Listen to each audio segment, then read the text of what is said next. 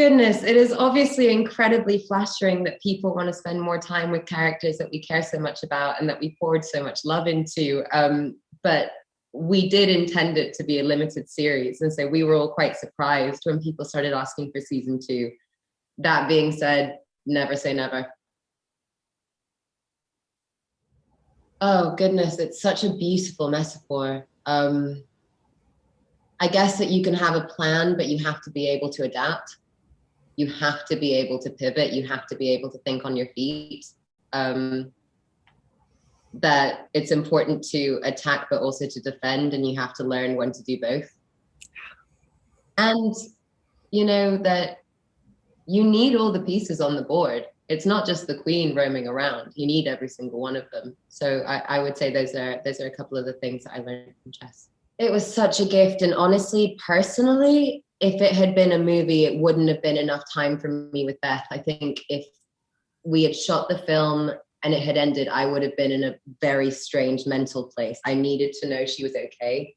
And having the opportunity to spend 7 hours with her and 7 hours kind of just digging in, by the end of it, I was actually kind of ready, not to let her go, but I felt like I could. I didn't feel this panic anymore. But I also think it's a wonderful opportunity as a performer for the enjoyment of an audience, because you understand her so much more, and it brings so much more weight to every moment because you understand what it means for her because you've seen it. You're not making assumptions based on anything. You've seen her and you've seen why she is the way she is. And so I think it adds a context to, if she's sitting down for a game with Borgov and you've seen her lose twice already, you understand the weight of that for the character. So I do think it helps you empathize in that way as an audience member. The biggest challenge was also the greatest gift, truly, which is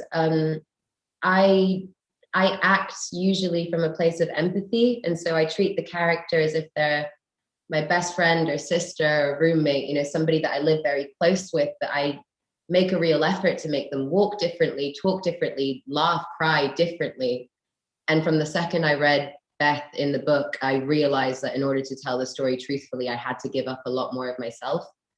And I had to let that be seen. And I'd never done that before. And, the benefit of that is I was never reaching for anything. I just sort of showed up on set and it was there immediately, which is a beautiful way to live a character.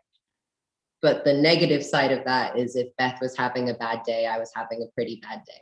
And learning to separate, why do I feel so anxious and this and that? And then going, oh, these aren't my feelings, but I have to live them today.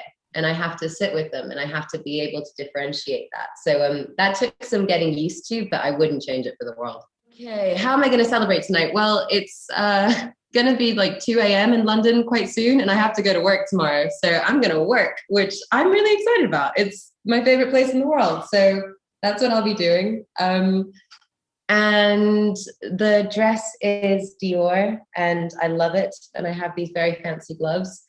And it's kind of fun to dress up in your own house. I don't know what it is. You get to play your own playlist. You just sort of swan around. It's great. And then you can be in your pajamas in like a minute. So it sort of works for me. But honestly, it just feels so wonderful that people love the show. My biggest regret is that I can't be with the people who made it, because they are my family and, the loves of my life. And it would be so nice to be able to hug everybody. But it's a privilege and it's a joy. I feel so lucky. Thank you.